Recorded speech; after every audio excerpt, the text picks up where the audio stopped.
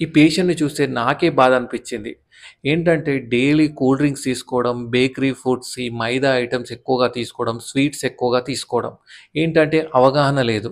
ఫైనల్‌గా sugar test చేసుకొని వచ్చాడు నా దగ్గరికి. షుగర్ చూస్తే ఎంత ఉంది? మీరే చూడండి. చాలా ఎక్కువగా ఉంది.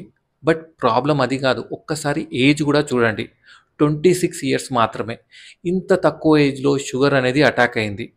అయితే అతని క్వెషన్ ఏంటంటే, ఇప్పుడు లైఫ్ లాంగ్ టాబ్లెట్స్ వాడాలా? లేకపోతే షుగర్ అనేది రివర్స్ అయ్యే ఛాన్సెస్ ఉంటదా? లేదా? అని అతని క్వెషన్.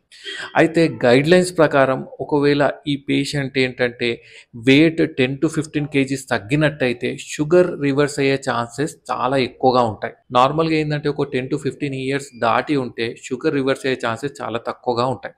సో, ఇతనికి రీసెంట్‌గానే అటాక్ అయింది. కాబట్టి షుగర్ రివర్స్ చేసే ఛాన్సెస్ చాలా ఎక్కువగా ఉంటాయి. సో, అందుకోసమే ఈ ఎవరికైతే అవగాహన లేదో వాళ్ళకి ఈ వీడియో షేర్ చేయండి.